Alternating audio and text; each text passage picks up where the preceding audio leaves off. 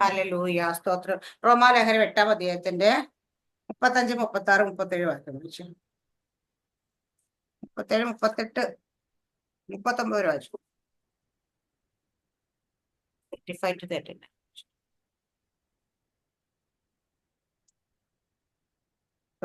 36 തൊട്ടെ 35 തുടങ്ങി 39. ക്രിസ്തുവിന്റെ സ്നേഹത്തിൽ നമ്മെ വേർപിടിക്കുന്നതാർ? കഷ്ടതയോ, സങ്കടമോ, ഉപദ്രവമോ, പട്ടിണിയോ, നഗ്നതയോ, ആപത്തോ, വാളോ?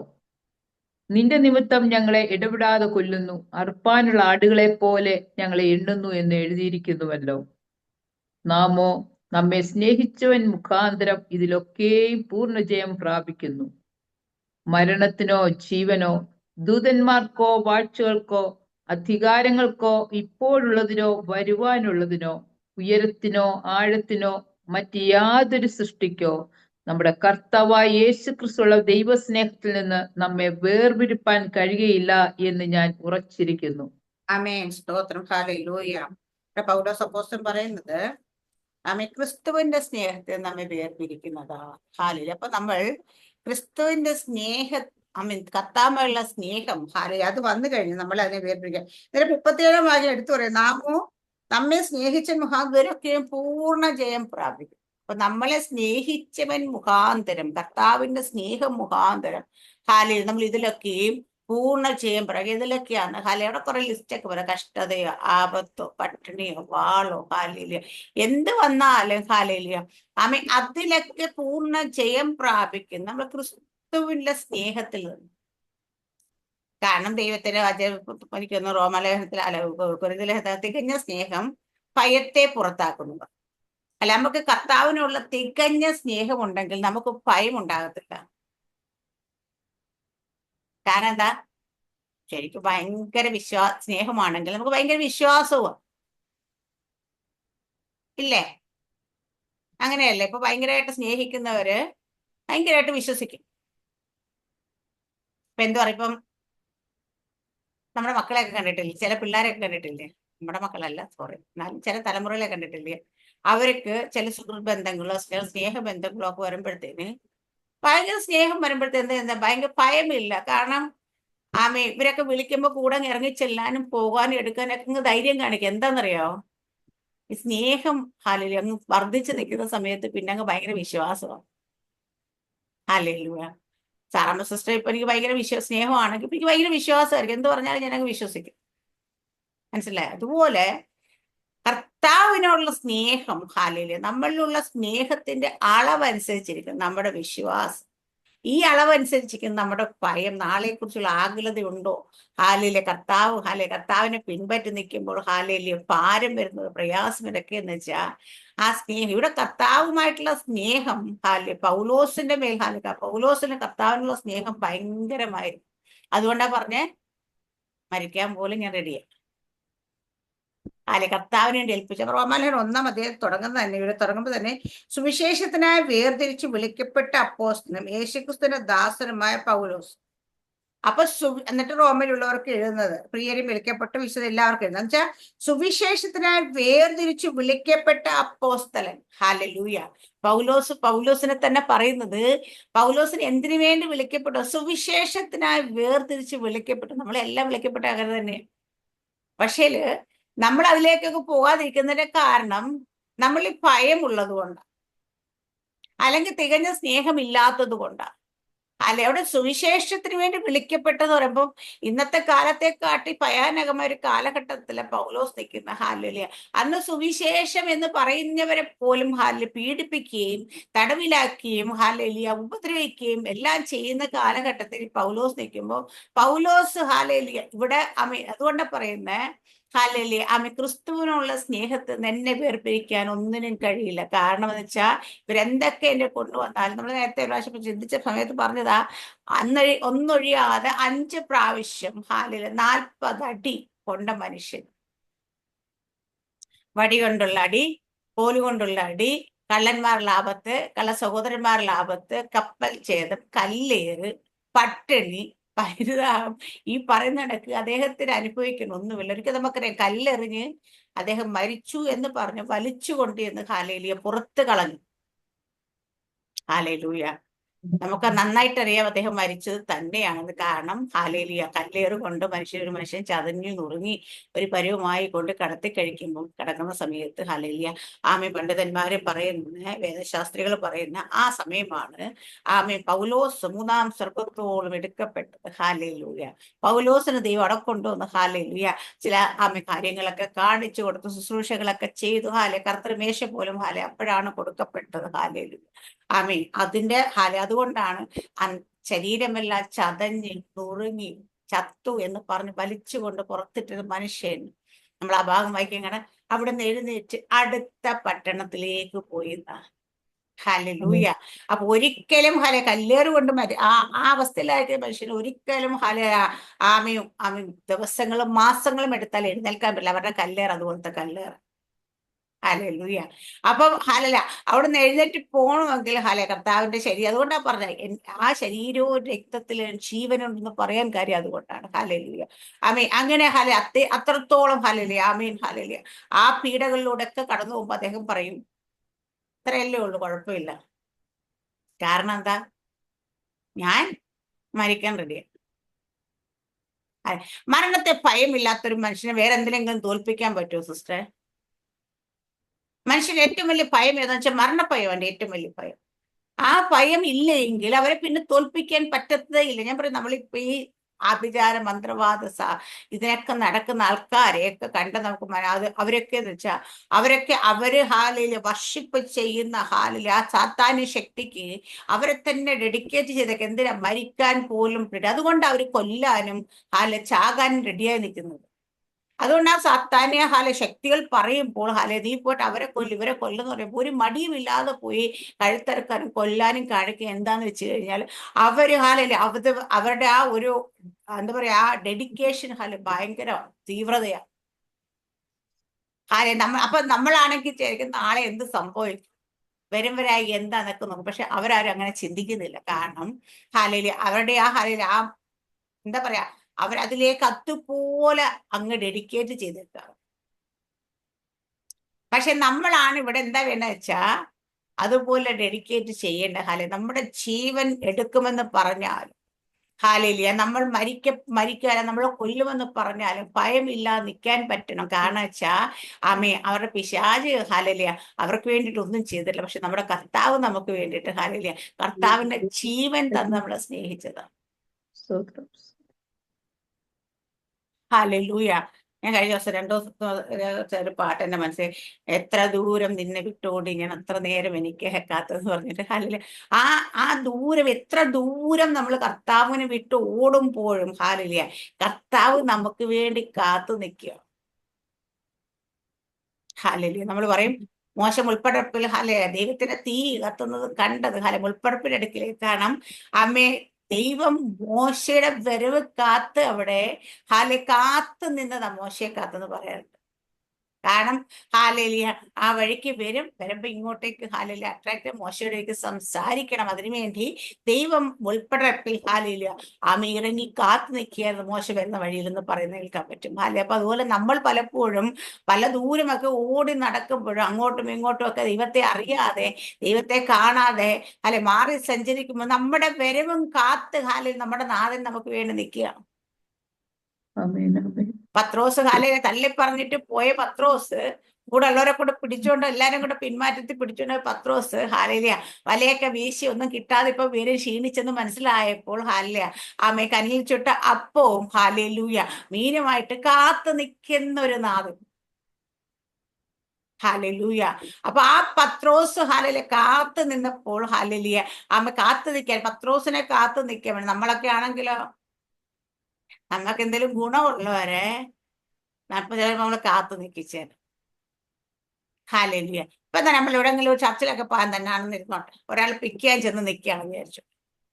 ചെന്നപ്പോ അവർ സമയത്ത് ഇറങ്ങി വന്നില്ലെങ്കിൽ അവിടെ ഇരിക്കുമ്പോ 10 പിറുവിറുക്കൽ അല്ലല്ലോ ഉള്ള സമയത്ത് വരത്തില്ല, സമയം ഒത്തിരി ലേറ്റായി വേഗം പോകാം എന്നൊക്കെ. കാരണം നമുക്ക് ആരെയും നമ്മളെ സ്നേഹിക്കുന്നവർ പോലും കാത്തു നിൽക്കാൻ മനസ്സിലാത്തെടുത്തപ്പോൾ ഹാലയില് തള്ളിക്കളഞ്ഞു പോയ ഒരാളെ ഹാലയില് പോയി കാത്തു നിന്ന് ഹാലയില് കർത്താവിനെ ഒന്ന് ആലോചിച്ച് നോക്കിയേ.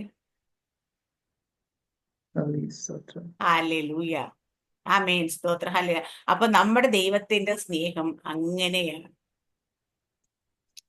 അപ്പൊ അതുകൊണ്ട് ആ സ്നേഹത്തെ തിരിച്ചറിഞ്ഞ അപ്പോസ്തലൻ ഇവിടെ പറയുവാണ്, ആ ക്രിസ്തുവിന്റെ സ്നേഹത്തിൽ നിന്നെ വേർപിരിക്കാനായിട്ട് എന്റെ ജീവിതത്തിൽ എന്തൊക്കെ കൊണ്ടുവന്നാൽ, പക്ഷെ നമ്മുടെയൊക്കെ ജീവിതത്തിൽ സംഭവിക്കുന്ന പരാജയം എന്താന്ന് വെച്ചാൽ, നമ്മുടെയൊക്കെ ജീവിതത്തിൽ വിഷയങ്ങളും പ്രശ്നങ്ങളും പ്രയാസങ്ങളും കടന്നു കയറി വരുമ്പോഴത്തേന് നമ്മൾ കർത്താവുമായുള്ള സ്നേഹത്തിൽ നിന്ന് ഹല്ലേലൂയ, ആമേൻ, ഹല്ലേലൂയ, ആ സ്നേഹത്തിന് കുറവ് സംഭവിക്കും.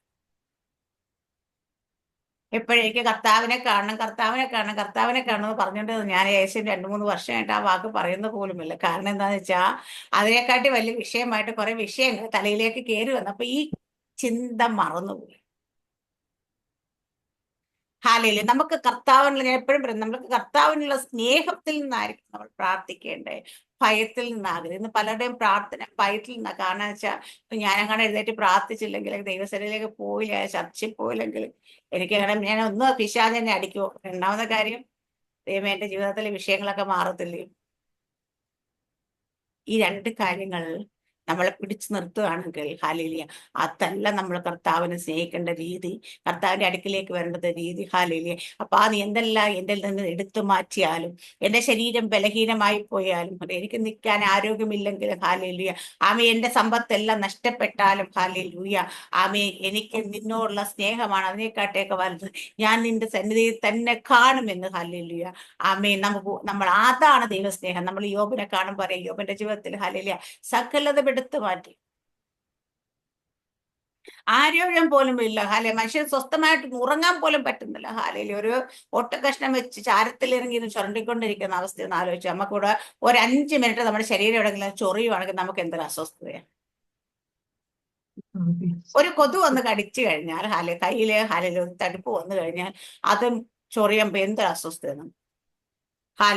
അപ്പൊ അവിടെ അയ്യോബിന്റെ അവസ്ഥ ഒന്ന് ആലോചിച്ച് നോക്കിയിട്ട്, എല്ലാം പോയാലും കുഴപ്പമില്ല, ശരീരത്തിൽ സുഖം ഉണ്ടെങ്കിൽ വിഷയമില്ലത്. പക്ഷെ ശരീരത്തിനും സൗഖ്യമില്ല. പിന്നാണെങ്കിലോ ആശ്വസിപ്പിക്കാനായിട്ട് 2-3 കൂട്ടുകാർ വന്നിട്ട് ആശ്വസിപ്പിക്കാൻ വന്നവര് മാക്സിമം കുത്തി വേദനിപ്പിക്കുക. ഹാലേലൂയ, അമ്മ. അവര് പറഞ്ഞ് യോബിനെ ഒരു പാപിയാക്കി മാറ്റി, ഒരു കൊള്ളരുതാത്തവനാക്കി മാറ്റിയ അവസ്ഥയിലേക്ക് എത്തി. അതിനോട് ഭാര്യയാണെങ്കിലോ തള്ളി പറഞ്ഞിട്ട് പോയി മരിച്ചൂടെ മനുഷ്യൻ എന്തിനാ ഇങ്ങനെ ജീവിക്കുന്നത് ചോദിക്കുകയാണ്. അപ്പൊ 4 ചുറ്റും നിന്ന് ഹാലേലൂയ, ആമീൻ, ആമീൻ, എന്തൊക്കെ ഹാലേലൂയ പ്രതികൂലം ഒരു മനുഷ്യന്റെ ജീവിതത്തിൽ കാണാം. അതിന്റെ എക്സ്ട്രീം ലെവല് കണ്ട മനുഷ്യനയ്യോ. പക്ഷെ ദൈവത്തിന് ഒരു കാര്യം ഉറപ്പുണ്ടായിരുന്നു, ഇതൊക്കെ വന്നാൽ യോബ് എന്നെ തള്ളി പറയാം. പിശാച് പറഞ്ഞെന്താ? നിന്നെ തള്ളി പറയും. ഭാര്യ പറഞ്ഞെന്താ? നിങ്ങൾ തള്ളിപ്പറ മനുഷ്യൻ. ഹാലേലൂയ. അപ്പം പക്ഷെ ദൈവം എന്താ പറഞ്ഞത്? നീ തൊട്ടോ. ഹാലേലൂയ.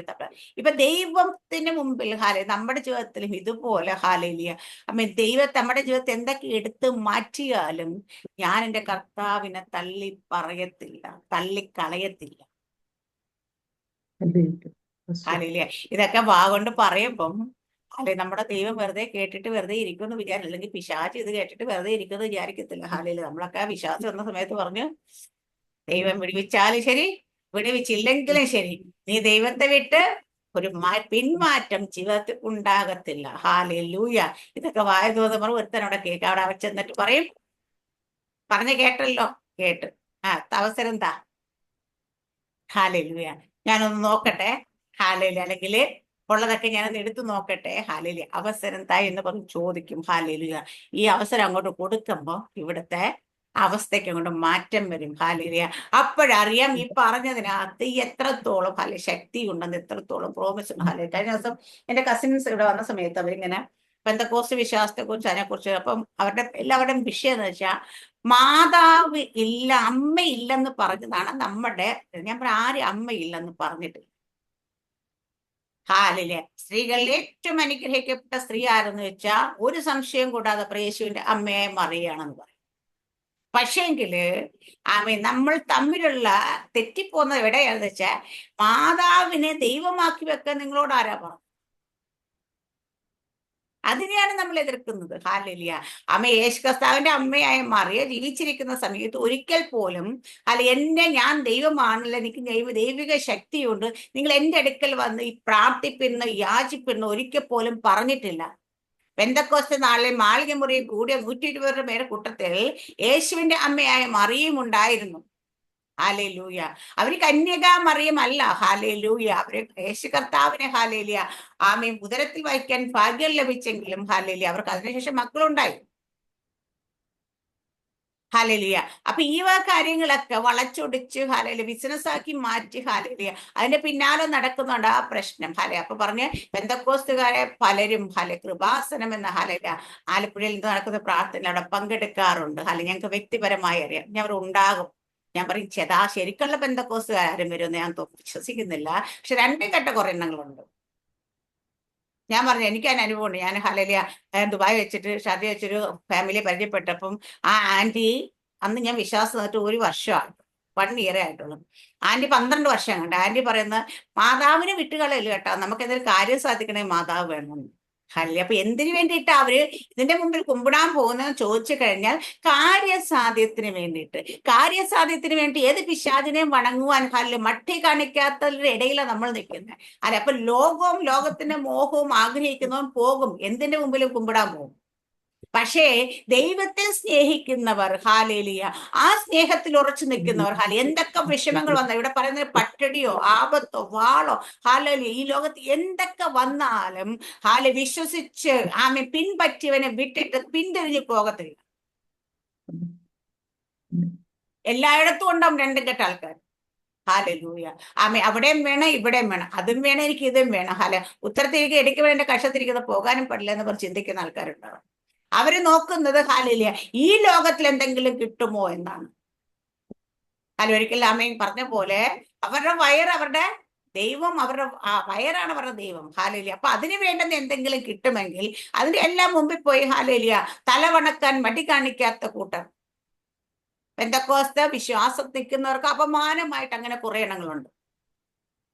അതെല്ലാത്തിലും ഉണ്ടാവും, എവിടെ ചെന്ന് നോക്കിയാലും ഉണ്ടാവും രണ്ടും കെട്ട രീതിയിലുള്ള ഹാലേലിയ ആൾക്കാർ. ഹാലേലിയ. അപ്പൊ അവരെ ഹാലേലിയ കാണിച്ചിട്ട് ഹാലേലിയ എല്ലാവരും അങ്ങനെയാണെന്ന് പറയുന്നുണ്ട്. എന്തൊക്കെ വന്നാലും ജീവിതത്തിൽ എന്തൊക്കെ സംഭവിച്ചാലും വിട്ട് തെറ്റെന്ന് പറഞ്ഞ് ഉപേക്ഷിച്ച് പോകുന്നതിന്റെ മുമ്പിലേക്ക് പോയിട്ട് വീണ്ടും ഒരിക്കൽ കൂടി ഹാലേലിയ വണങ്ങുവാനായിട്ട് ഹാലേലിയ ഇടയാക്കത്തില്ല ദൈവം. നമ്മൾ സേവിച്ച് നിൽക്കുന്ന ദൈവം അത് ആരാണെന്ന് നല്ല ഉറപ്പുണ്ടാകും. അവൻ എന്റെ ഉപനിധി, അന്ത്യത്തോളം കാക്കാൻ വിശ്വസ്തൻ. വിളിച്ചാൽ വഴിയിൽ ഉപേക്ഷിക്കാത്തവൻ. ഹാലേലിയ. നമ്മളെ വിട്ടുകളയത്തില്ല എന്ന് പറഞ്ഞ് ദൈവത്തെ പിൻപറ്റുന്ന പൗലോസ് പറയും ഹാലേലിയ എന്തൊക്കെ വേണേലും കൊണ്ട് എന്നെ മുമ്പിലോട്ട് വെച്ചു, പക്ഷെ ഞാൻ ആ സ്നേഹത്തിൽ എന്നെ വേർപിടിക്കാണ്. നമ്മളെ സ്നേഹിച്ചവൻ മുഖാന്തരം ക്രിസ്തു നമുക്ക് തന്നെത്താനെ പലയിടത്തും ജയിക്കാൻ പറ്റാത്തപ്പോൾ അവിടേക്ക് നമുക്ക് ജയിക്കാൻ പറ്റും. ഇവിടെ പൗലോസ് പറയുന്നത് നമ്മെ സ്നേഹിച്ചവൻ മുഖാന്തരത്തിലൊക്കെ പൂർണ്ണ. അപ്പൊ നമ്മെ സ്നേഹിച്ചവൻ മുഖാന്തരം നമുക്ക് ക്രിസ്തുവിനാൽ സാധിക്കും. ദാവീദ് പറഞ്ഞ പോലെ നിന്നാൽ ഞാൻ പടക്കൂട്ടത്തിനെ പാഞ്ഞില്ല, എന്റെ ദൈവത്താൽ ഞാൻ മതിൽ ചാടിക്കിടക്കും. നമ്മൾ സ്വന്തമായി ചിലതൊക്കെ ചെയ്യാൻ ശ്രമിക്കുന്ന നമ്മൾ പരാജയപ്പെടുന്നെങ്കിൽ നമ്മൾ സ്വന്തമായിട്ട് ചെയ്യാനല്ല ശ്രമിക്കേണ്ടത്. കർത്താവിനെ കൂട്ടുപിടിച്ചുകൊണ്ട് ഹാലേലൂയ, പരിശുദ്ധാത്മാവിനെ ഹാലേലൂയ കൂട്ടുപിടിച്ചുകൊണ്ട് ചിലതൊക്കെ ചെയ്യാൻ ശ്രമിച്ചു നോക്കിക്കേ. ഏതവസ്ഥയെ കൂടെ നമ്മൾ പോയാലും ഹാലേലിയ അവിടെയെല്ലാം നമുക്ക് ജയത്തോടെ നിൽക്കാൻ സാധിക്കും. ഹാലേലിയ. ആമേൻ. അവൻ മുഖാന്തരം, നമ്മെ സ്നേഹിച്ചവൻ മുഖാന്തരം. ഹാലേലിയ. ഇവിടെ നമ്മൾ അതാണ് നമ്മുടെ മർമ്മം. ഹാലേലിയ. ക്രിസ്തു മുഖാന്തരം നമുക്ക് ജയം തരും. സ്വർഗത്തിലെ സകല ആത്മീയ അനുഗ്രഹത്താൽ യേശു ക്രിസ്തുവിൽ നമ്മെ അനുഗ്രഹിച്ചിരിക്കുന്നു.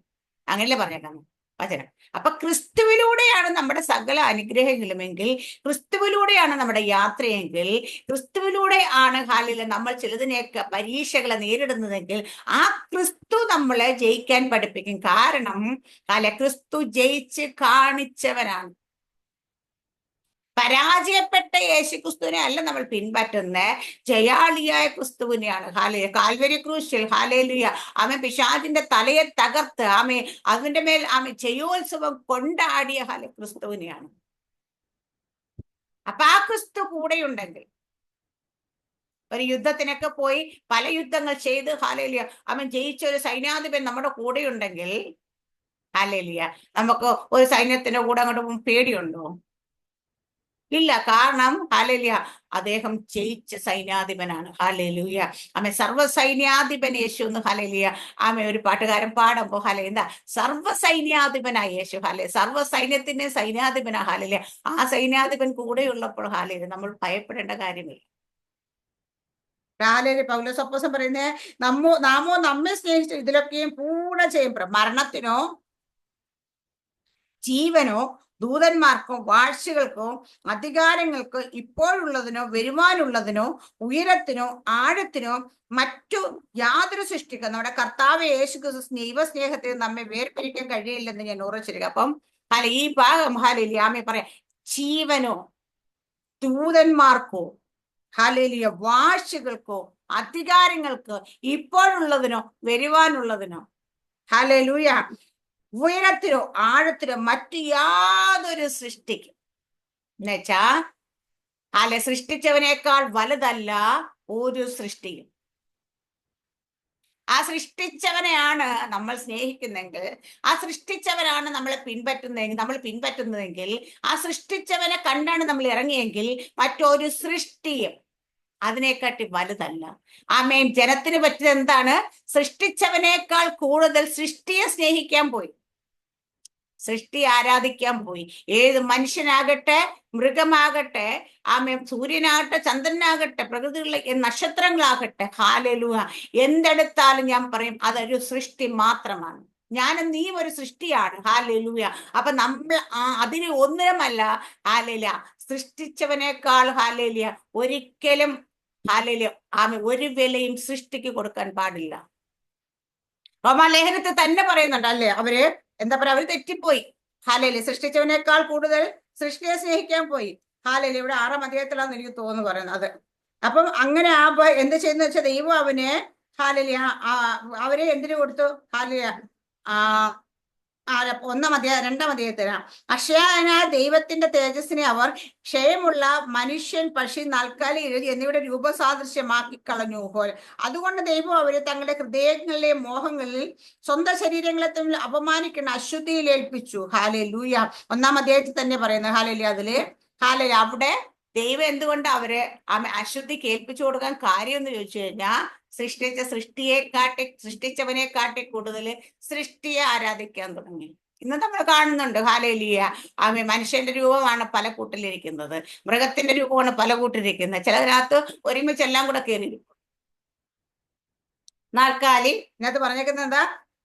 അവർ ക്ഷയമുള്ള മനുഷ്യൻ, പക്ഷി, നാൽക്കാലി, ഇഴജ, അത് ഇത്രയും കൂട്ടിരിക്കുന്ന ഒരു രൂപമുണ്ട്, ഒരു കൂട്ടുണ്ട്. ഹല്ലേലൂയ എന്താ പറയുന്നത്? അല്ല, ഒരു മനുഷ്യൻ കുതിരപ്പുറത്തിരിപ്പുണ്ട് കുന്തം പിടിച്ചോണ്ട്. ആമേൻ ആമേൻ. പക്ഷി ആ കുതിരയ്ക്ക് അല്ല ഇതിന് പാമ്പിന്റെ രൂപത്തിന്റെ ചിറകും കൂടെ വെച്ച് കൊടുത്തിട്ടുണ്ട് അവിടെ. ഹല്ലേലൂയ അപ്പം പക്ഷിയായി. ഹല്ലേലൂയ. അടുത്ത പറയുന്നത് നാൽക്കാലി, ഒരു കുതിര. ഹല്ലേലൂയ. അടുത്ത ഇഴജാതി, ഒരു പാമ്പ്. ഇതിനെല്ലാം കൂടെ പിടിച്ച് ഒരു കൂട്ടിനകത്ത് കയറ്റി വെച്ചിട്ടുണ്ട്. എന്നിട്ട് അതിന്റെ മുമ്പിൽ പോയിട്ട് നിങ്ങൾ പറഞ്ഞ 4 പോകണ്ട, കാര്യം എന്തൊക്കെ ദൈവം ആരാധിക്കുന്നത് ഇതെല്ലാം കൂടെ ഒന്നില്ലെന്നോട്ടെ. ഏറ്റവും വലിയ പിശാച്. ഹല്ലേലൂയ ആമേൻ. അതിന്റെ മുമ്പിൽ പോയി തല വണക്കുമ്പോൾ വേദപുസ്തകം എടുത്തൊന്ന് വായിക്കാനായിട്ട് കണ്ണ് തുറക്കാനായിട്ട് കഴിയുന്നില്ല, അവരുടെ ഹൃദയത്തെ തുറക്കാനായിട്ട് കഴിയുന്നില്ല. ഹല്ലേലൂയ ആമേൻ. സ്തോത്രം. ഹല്ലേലൂയ. നമ്മൾ ഹല്ലേലൂയ ആമേൻ ദൈവത്തെ സ്നേഹിച്ച് ദൈവത്തെ പിൻപറ്റിയിറങ്ങിയ ആരുടെ ഹൃദയത്തിൽ പോലും ഏത് ഭാരം വന്നാലും ഏത് പ്രയാസം വന്നാലും വിട്ടുപോതന്നെ പിന്തിരിഞ്ഞ് ചെല്ലാനായിട്ട് ഇടയുണ്ടാകരുത്. അങ്ങനെയുള്ളവരെ വേദപുസ്തകം പറയുന്നത് ഹല്ലേലൂയ ആമേൻ ഛർദ്ദിക്ക് തിരിയുന്ന നായ, കുളിച്ചിട്ട് വീണ്ടും ചെളിയിലേക്കുള്ള പന്നിയോട് ഛർദ്ദിക്ക് തിരിയുന്ന നായ. നമ്മൾ തിന്നിട്ട് അത് ഛർദ്ദിച്ച് കളഞ്ഞിട്ട് വീണ്ടും എടുത്ത് തിന്നുന്ന നായ ഒന്ന് ഉപമിച്ച് നോക്കി ഒരു മനുഷ്യനെ കുറിച്ച് അങ്ങനെ പറയുമ്പോൾ ഹല്ലേലൂയ അത്രത്തോളം ഹീനമായിട്ടുള്ള പ്രവൃത്തി ചെയ്യുന്നവരെന്നാണ് പറയുന്നത്. ആമേൻ. എന്തിനാ ഞാൻ പറയുന്നത്? എന്തിനാ വിട്ടിറങ്ങും? നായെങ്കിൽ നിർബന്ധിച്ച വിട്ടിറങ്ങാനായിട്ട്. വിട്ടിറങ്ങുമ്പോൾ ഹല്ലേലൂയ ആമേൻ എന്നേക്കുമായി വേണ്ട എന്ന് പറഞ്ഞ് തന്നെ ഇറങ്ങാനുള്ള ധൈര്യം കാണിക്കണം. ഇറങ്ങി വരുമ്പോൾ ചിലപ്പോൾ ശരിയാ ഹാലലി ഈ ലോകത്തിൽ പലതിനോടും നോ പറയുമ്പോൾ ഹാലേലിയ അവൻ പലതും വേണ്ടെന്ന് വെക്കുമ്പോൾ ജോഷുവയുടെ ദൈവം പറഞ്ഞ പോലെ നീ നല്ല ഉറപ്പും ധൈര്യമുള്ളവരായിരിക്കണം. എന്താ ഈ ന്യായപ്രമാണ പുസ്തകത്തിലൊക്കെ ഉള്ളതൊക്കെയും അവൻ പാലിക്കേണ്ടതിന് നമ്മൾ ഇതിലുള്ളതൊക്കെ പാലിച്ച് നടക്കണമെങ്കിൽ, ഇതൊക്കെ അനുസരിച്ച് നടക്കണമെങ്കിൽ ചില ഉറപ്പും ധൈര്യമൊക്കെ വേണം. അതിനോടൊക്കെ നോ പറയുന്ന സമയത്ത് എല്ലാത്തിനും നേരെ കൈ നീട്ടാൻ പറ്റത്തില്ല, എല്ലാത്തിനും നേരെ ചെന്ന് തൊളെ കൈയിടാൻ പറ്റത്തില്ല, എല്ലാത്തിൻ്റെ അടുത്ത് പോയി വാരി തിന്നാൻ പറ്റത്തില്ല. അങ്ങനെ വരുന്ന സമയത്ത് ചിലപ്പോൾ ബുദ്ധിമുട്ടുകളും പ്രയാസങ്ങളും കഷ്ടതകളും ഒക്കെ നമ്മുടെ ജീവിതത്തിലെ ഭാരങ്ങളൊക്കെ കയറി വരും. ഹാലലിയ ആ സമയത്ത് ഹാലലിയ അവൻ ചിലതിനോട് നോ പറയാൻ തന്നെ ധൈര്യം കാണിക്കണം. കാരണം വിളിച്ച ദൈവം വിശ്വസ്തനാണ്. ഹാലലിയ അവനുള്ള സ്നേഹം നമ്മുടെ ഹൃദയത്തിലുണ്ടെങ്കിൽ ആ സ്നേഹിച്ചവൻ മുഖാന്തരം, ആ സ്നേഹം മുഖാന്തരം നമുക്ക് ഇതിലൊക്കെ ജയമെടുക്കാൻ പറ്റും.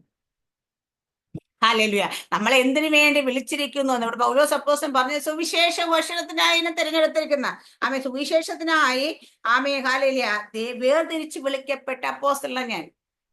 അപ്പൊ സുവിശേഷത്തിന് വേണ്ടി വേർതിരിച്ച് വിളിക്കപ്പെടുമ്പോൾ, യേശുവിന്റെ ശിഷ്യനായി വേർതിരിച്ച് വിളിക്കപ്പെടുമ്പോൾ ഹാലലുയ അവരുടെ ജീവിതത്തിൽ ഹാലലുയ ചിലതൊക്കെ പ്രതികൂലമായി, പ്രയാസമായി, പ്രതിസന്ധിയുമായിട്ടുണ്ടാകും. ഹാലലിയ പലരെയും നമ്മൾ കണ്ടിട്ടുണ്ട്. വായിൽ സ്വർണ്ണക്കരണ്ടിയായിട്ട് ജനിച്ചതുപോലെ സമ്പത്തിന്റെ മുകളിൽ ജനിക്കപ്പെട്ടവർ സകലത് ഉപേക്ഷിച്ച് കളഞ്ഞ് എന്തിനു വേണ്ടിട്ടാ നമ്മൾ പൗലോസിനെ കുറിച്ച് ഇവിടെ പഠിക്കുന്നു. പക്ഷേ നമുക്ക് ഈ ഇന്ത്യയിൽ തന്നെ പഞ്ചാബിന്റെ മണ്ണിൽ ജനിച്ച സാധു സുന്ദർ സിംഗിനെ കുറിച്ച് പഠിക്കുമ്പോ ആ ഗ്രാമത്തിലെ ഏറ്റവും പണക്കാരനായ മനുഷ്യനായിരുന്നു. ഹാലേലിയ സ്കൂളിൽ പഠിക്കുന്ന സമയത്ത് ആദ്യം ബൈബിൾ കീറി എറിഞ്ഞു. ക്രിസ്ത്യാനികൾ എന്ന് പറഞ്ഞു കഴിഞ്ഞാൽ വെറുപ്പായിരുന്നു. മറ്റൊരു മതത്തെ പ്രോത്സാഹിപ്പിക്കാത്ത കുടുംബത്തിൽ നിന്ന് അത്രയും ശുഷ്കാന്തിയോടുകൂടി അവരുടെ വിശ്വാസത ഉറച്ചു നിന്ന മനുഷ്യൻ സ്കൂളിൽ പഠിക്കുന്ന കാലഘട്ടത്തിൽ ഈ ബൈബിൾ അദ്ദേഹത്തെ ഒരു ക്രിസ്ത്യാനിയാക്കി മാറ്റിയപ്പോൾ സ്വന്തം ഭവനത്തിൽ സ്വന്തം പിതാവ് മാരകമായ വിഷം കൊടുത്തുള്ളിൽ എന്ന് വെച്ചാൽ അവർക്ക് അത്രയ്ക്ക് അപമാനമാണ് ഒരാള് ക്രിസ്തു മതം സ്വീകരിക്കുന്നത്. കാരണം സ്വന്തം പിതാവിന്റെ കൈകൊണ്ട് തന്നെ മാരകമായ വിഷം കൊടുത്ത് ഒരു രാത്രി വീട്ടിൽ നിന്ന് ഇറക്കി വിട്ടു. അപ്പൊ പിതാവിന്റെ ചിന്ത എവിടെയെങ്കിലും പോയി വഴി കിടന്ന് മരിച്ചോളും. ഹാലലൂയ അപ്പൊ അങ്ങനെ മരിച്ചു പോകാൻ വേണ്ടി ഇറക്കി വിട്ടപ്പോൾ അന്ന് രാത്രി ഭയങ്കര മഴയും ഭയങ്കര കാറ്റുമൊക്കെ ആ പ്രദേശത്ത് ആഞ്ഞുവീശി. മരത്തിന്റെ ചുട്ടി ചെന്ന് അദ്ദേഹം കുഴഞ്ഞു വീണു. നേരം വെളുത്തപ്പോ അദ്ദേഹം അവിടുന്ന് എഴുന്നേറ്റു. കാരണം മരണകരമായി യാതൊന്ന് കഴിച്ചാൽ നിനക്ക് ഹാനി വരത്തില്ലെന്ന് ദൈവത്തിന്റെ വചനമാണ്. ഏറ്റവും കൊടും വിഷം കൊടുത്തിട്ട് പോലും മരിക്കാതെ അന്ന് പവനത്തെ വിട്ട് അദ്ദേഹത്തിന് ഉണ്ടായിരുന്ന സകലതും വിട്ട് അദ്ദേഹം ഇറങ്ങി. അദ്ദേഹത്തിന്റെ സമ്പാദ്യം എന്താന്ന് ചോദിച്ചാൽ 2 ജോഡി ഡ്രസ്സും ഒരു തോൾ സഞ്ചിയുമായിട്ട് ഈ ലോകം മുഴുവൻ സഞ്ചരിച്ച മനുഷ്യൻ സുവിശേഷത്തിന് വേണ്ടി. കേരളത്തിലും വന്നിട്ടുണ്ട്. സുവിശേഷത്തിന് വേണ്ടി ഒന്നും സമ്പാദിച്ചു കൂട്ടിയില്ല, ബാങ്ക് ബാലൻസുകളോ കെട്ടിടങ്ങളോ പണിഞ്ഞു കൂട്ടിയില്ല. പക്ഷേ കർത്താവിനെ പോലെ തന്നെ അതേ തേജസ്സോടുകൂടി, അതേ ശുഷ്കാന്തിയോടുകൂടി സുവിശേഷം പോഷിച്ചു കൊണ്ടുപോയി. അന്നത്തെ കാലത്ത് എനിക്ക് 1930 കാലഘട്ടമാണെന്ന് തോന്നുന്നുണ്ട്. അപ്പൊ ആ കാലഘട്ടത്തിൽ ഇന്ന് കാണുന്ന ഫ്ലൈറ്റും സൗകര്യങ്ങളും ഇല്ലാത്തടത്തും കപ്പൽ കയറി അനേക രാജ്യങ്ങളിൽ യാത്ര ചെയ്ത് കർത്താവിനെ ഘോഷിച്ച സാധു സുന്ദർ സിംഗ് അദ്ദേഹത്തിന്റെ പുസ്തകമൊക്കെ, അദ്ദേഹത്തെ ഓട്ടോബയോഗ്രഫി ഒക്കെ നമ്മൾ വായിക്കണം. അതൊക്കെ വായിക്കുമ്പോൾ നമുക്കറിയാം സുവിശേഷത്തിന് വേണ്ടി എത്ര വില കൊടുത്ത്, എത്ര സുവിശേഷ വിരോധികൾ അദ്ദേഹത്തെ കൊല്ലാൻ ശ്രമിക്കുമ്പോഴും സിംഹങ്ങളുടെ കൂട്ടിൽ ഗുഹയ്ക്കുള്ളിൽ ഉറങ്ങുകയും കൊല്ലാൻ വേണ്ടി ഒരു ഗ്രാമം മുഴുവൻ ഉരിപ്പിടിച്ച വാളുമായി വന്ന് നിൽക്കുമ്പോഴും സ്വർഗത്തിലെ ദൂതന്മാർ ഇറങ്ങി നിന്ന് പ്രൊട്ടക്ട് ചെയ്യപ്പെടുന്നത് അദ്ദേഹം അറിയുന്നില്ല. അദ്ദേഹം ഗുഹയ്ക്കുള്ളിൽ കയറിയിരുന്നു. അവസാനം ആൾക്കാരെല്ലാം നേരം വെളുത്തപ്പം കാത്തു നിൽക്കുക അദ്ദേഹം വരുന്നത്. കാരണം കൊല്ലാൻ വന്ന് ഇന്നലെ തലേദിവസം രാത്രി കാത്തു നിൽക്കുക. എന്താ കാര്യം? അവർക്ക് അറിയണം ഇന്നലെ രാത്രി ഇവിടെ നിന്ന് പട്ടാളക്കാരത്തിൽ എവിടെയാണ്. അത്ര സംരക്ഷണം ഒതുക്കുക. നമ്മുടെ ദൈവത്തെ കുറിച്ച് എന്താ നിങ്ങളൊക്കെ വിചാരിച്ചിരിക്കുന്നത്? ദൈവം നമ്മളെ എവിടെയെങ്കിലും കളഞ്ഞിട്ട് എവിടെയെങ്കിലും പോയി കിടന്ന് ഉറങ്ങുന്ന ദൈവമാണോ? ഒരിക്കലുമല്ല. ഒരു തട്ടാൻ തീക്കകത്തേക്ക് ഒരു പൊന്നിട്ട് കഴിഞ്ഞാൽ പൊന്നിട്ടിട്ട് തട്ടാൻ വെക്കണം ഉറങ്ങത്തില്ലെന്ന്. തട്ടാന്റെ കണ്ണ് അതിനകത്ത് തന്നെ ആയിരിക്കും എന്ന് പറയുന്നത്. തീച്ചുള്ളിലാണ് നമ്മൾ കിടക്കുന്നെങ്കിൽ നമ്മുടെ ദൈവത്തിന്റെ കണ്ണ് നമ്മുടെ മേൽ തന്നെയാണ്. ആ കണ്ണ് എടുത്തിട്ട് മാറിയിട്ട് ഒരു സെക്കൻഡ് പോലും പോയി റെസ്റ്റ് എടുക്കത്തില്ല നമ്മുടെ ദൈവം. നമ്മളെ തന്നെ നോക്കിക്കൊണ്ട് കണ്ണിമയ്ക്കാതെ ഉറങ്ങാതെ മയങ്ങാതെ നമ്മളെ തന്നെ നോക്കിക്കൊണ്ട്. അപ്പൊ നമ്മൾ ശോധനയിൽ കൂടെ ആണ് പോകുന്നെങ്കിൽ, ഒരു തീച്ചുള്ള അനുഭവത്തിൽ കൂടെ പോകുന്നെങ്കിൽ നമ്മളെ തന്നെ നോക്കിയിരിക്കുന്ന ദൈവത്തിന്റെ കണ്ണ് നമ്മുടെ മേലുണ്ട്. എന്റെ കുഞ്ഞിന് എന്തെങ്കിലും പറയും, ഞാൻ എന്റെ കണ്ണൊന്ന് തെറ്റിക്കഴിഞ്ഞാൽ അവളൊരു ആപത്തിലേക്ക് വീണു പോകുമോന്ന് നോക്കി കാത്ത് പരിപാലിക്കുന്ന കർത്താവ്, ആ ദൈവത്തിന്റെ സ്നേഹം ആ സ്നേഹത്തെ നമ്മൾ തിരിച്ചറിഞ്ഞു കഴിഞ്ഞാൽ ആ നമ്മെ സ്നേഹിച്ച മുഖാന്തരം ഇതിലൊക്കെ നമ്മൾ പൂർണ്ണ ചെയ്യാൻ അപ്പൊ നമ്മളെ സ്നേഹിച്ച കർത്താവ് യേശുക്രിസ്തു മുഖാന്തരം എന്തൊക്കെ ഇപ്പൊ ജീവിതത്തിൽ നമ്മുടെ ജീവിതത്തിൽ ഭാരമായിട്ടും പ്രയാസമായിട്ടും ബുദ്ധിമുട്ടായിട്ടും നിന്ദയായിട്ടും പരിഹാസമായിട്ടും ഒക്കെ നിൽക്കുന്ന മേഖലയുണ്ട്. ഇതിലൊക്കെ പൂർണ്ണ ജയം പ്രാപിക്കും. കുറച്ച് ജയം തരുമെന്നല്ല, അല്പം ഞാൻ അങ്ങോട്ട് തള്ളി വിടുമെന്നല്ല, ഇതിലൊക്കെയും പൂർണ്ണ ജയം എടുക്കാൻ പറ്റും. നമ്മൾ എന്തിലാണോ ഇപ്പൊ നമ്മൾ അതെല്ലാം പൂർണ്ണ ജയം തരുന്ന ഒരു കർത്താവിന്റെ സ്നേഹം നമ്മുടെ കൂടെയുണ്ട്. ആ സ്നേഹിച്ച മുഖാന്തരത്തിലേക്ക് അതുകൊണ്ട് ഇതിനെക്കുറിച്ചും എടുത്ത് പാരപ്പുണ്ട്. എന്ത് പാരമുണ്ടെങ്കിലും അത് കളഞ്ഞിട്ട് മറ്റൊന്നിന്റെയും പിന്നാലെ പോകല്. മനുഷ്യർ ആശ്രയിക്കുന്നേക്കാൾ ദൈവത്തിൽ ആശ്രയിക്കുന്നത് നല്ലത്. ഹാലേലുയ. പ്രഭുക്കന്മാർ ആശ്രയിക്കുന്നതിനേക്കാൾ ദൈവത്തിൽ ആശ്രയിക്കുന്ന നല്ല അപ്പൊ നമ്മൾ മനുഷ്യരെയും പ്രഭുക്കന്മാരെയും ഒരു വാശിയാകട്ടെ, അധികാരമാകട്ടെ, ഇപ്പൊ പറഞ്ഞ പോലെ ചില പ്രതിമകളാകട്ടെ, ചില ആൾ ദൈവങ്ങളാകട്ടെ, ഒന്നിന്റെ മുമ്പേ കുമ്പിടാൻ പോകുന്നത്. അതിപ്പോ അപ്പനാകട്ടെ, അമ്മയായിട്ട്, സഹോദരങ്ങളാകട്ടെ, നിന്നെ നിന്നിച്ചും അപമാനിച്ചും മാറ്റി നിർത്തിക്ക് അവർ മുമ്പേ കുമ്പിടണ്ടാന്നേ. ദൈവം അത് അനുവദിക്കത്തില്ല. ഹാലേലിയ. ദൈവം ദൈവത്തിന് ഇഷ്ടമില്ലാത്ത ഒന്നും എനിക്കും വേണ്ട. ദൈവത്തിന് ഇഷ്ടമില്ലാത്ത ഒരു ബന്ധങ്ങളും എനിക്ക് വേണ്ട എന്ന് പറഞ്ഞ് പറയാനായിട്ട് ധൈര്യം കാണിക്കുമെങ്കിൽ അവരുടെ മുമ്പിൽ എനിക്ക് എന്തവസ്ഥ എന്നെ നോക്കാൻ, എന്നെ സംരക്ഷിക്കാൻ, എന്നെ പ്രൊട്ടക്ട് ചെയ്യാൻ എനിക്കൊരു നാഥനുണ്ട്. ഞാൻ ആരുമില്ലാത്ത അനാഥയല്ല എന്നുള്ള ചിന്ത നമ്മുടെ ഹൃദയത്തിലേക്ക് നമുക്ക് എന്ത് ഭാരമുണ്ടെങ്കിലും ഇറക്കി വെക്കാനായിട്ടൊരു ഇടമുണ്ട്. നമുക്ക് ഒരു നമുക്ക് ഒരു സംരക്ഷകനുണ്ട്. നമ്മുടെ സക്കല അറിയുന്ന നമ്മുടെ സർവശക്തനുണ്ട്. അത് പകുതി വഴി നമ്മൾ ഉപേക്ഷിച്ചു പോകുന്നത്. അതുകൊണ്ട് കർത്താവ് യേശുക്രിസ്തു മുഖാന്തരം നമുക്ക് ഇതിലൊക്കെയും നമ്മെ സ്നേഹിച്ച മുഖാന്തരത്തിലൊക്കെ നമുക്ക് പൂർണ്ണ ജയം തരുന്ന കർത്താവിനെ നമുക്ക് പിൻപറ്റം. ആ ദൈവ സ്നേഹത്തിൽ ഉറച്ചു നിൽക്കാം. വചനത്തെ എല്ലാവരും അനുഗ്രഹിക്കുമാറാകട്ടെ. ആമേൻ. സ്തോത്രം.